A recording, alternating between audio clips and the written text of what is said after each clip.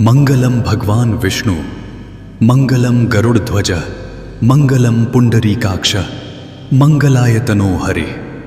ओम नमो भगवते वासुदेवाय। प्रिय श्रोतागण, आप सभी के जीवन में आज का दिन मंगलमय हो। आज आश्विन मास की प्रतिपदा तिथि है और इसी के साथ पितृपक्ष का पावन आरंभ हो चुका है।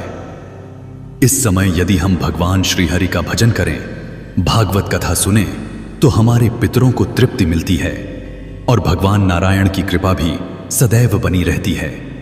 तो आइए श्रीमद् भागवत महापुराण की अमृतमयी कथा का श्रवण आरंभ करें। एक समय की बात है, राजा नीमे ने योगेश्वरों से विनम्र भाव से प्रश्न किया, हे योगेश्वर, आप तो परम ज्ञानी हैं, भगवान के अनन्य भक्त हैं। कृपा करके यह बताइए कि जिन मनुष्यों की कामनाएं शांत नहीं हुई हैं, जिनकी इंद्रियां वश में नहीं हैं और जो भगवान का भजन तक नहीं करते, उनका अंततः क्या होता है? योगेश्वर चामस जी ने कहा, राजन, विराट पुरुष अर्थात स्वयं भगवान विष्णु के शरीर से ही वर्ण और आश्रमों की उत्पत्ति हुई है। उनके मुख से ब्राह्मण, भुजाओं से क्षत्रिय, जंघाओं से वैश्य और चरणों से शूद्र प्रकट हुए।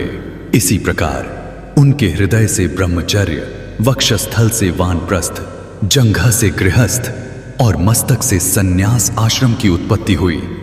इस प्रकार चारों वर्ण और चारों आश्रमों के मूल नियंता स्वयं भगवान ही हैं। किंतु हे राजन, जो लोग अपने वर्ण आश्रम का पालन करते हुए भी भगवान की भक्ति नहीं करते, बल्कि उनके आदेशों का अनादर करते हैं, वे अपने पद से गिर जाते हैं और अधोगति को प्राप्त होते हैं। चामस जी आगे कहते हैं, राजन, संसार में बहुत से लोग ऐसे भी हैं जो केवल मीठी मीठी बातों में उलझ जाते हैं, ज्ञान न होते हुए भी अपने को बड़ा पंडित समझते हैं, घमंड में चूर होकर ईश्वर के भक्तों की निंदा करते हैं। उनकी कामनाएं कभी समाप्त नहीं होती, उनका क्रोध सांप के समान प्रचंड होता है।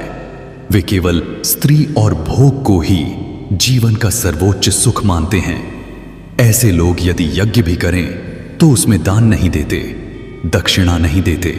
वे केवल पेट और इंद्रियों की तृप्ति के लिए पशु हत्या करते हैं।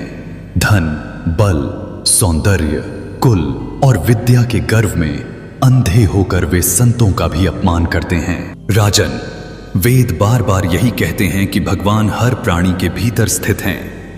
वे हमारे आत्मा और परम प्रियतम हैं, लेकिन अज्ञानवश लोग इस सत्य को नहीं समझ पाते। वेद और शास्त्रों का असली उद्देश्य लोगों को पाप से दूर रखना है।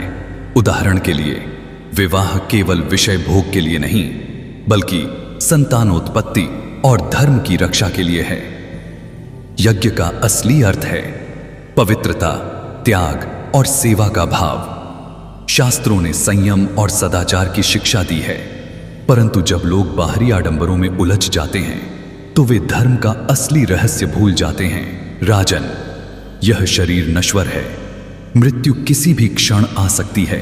फिर भी मनुष्य धन, पुत्र, मित्र और गृह संपत्ति को ही सब कुछ मान बैठता है, परंतु मृत्यु के समय सब कुछ छूट जाता है। जो लोग भगवान श्री कृष्ण की शरण में नहीं जाते, उनका मन कभी शांति नहीं पाता, उनके हृदय की जलन और विषाद कभी समाप्त नहीं होता।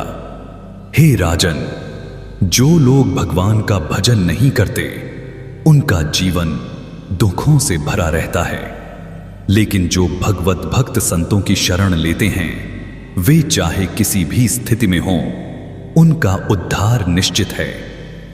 इस प्रकार आज का यह अध्याय समाप्त होता है। अब राजा नीमे ने आगे और भी गहन प्रश्न किए, जिनका उत्तर अगले योगेश्वर ने दिया। वह दिव्य वार्ता हम अगली कथा में सुनेंगे।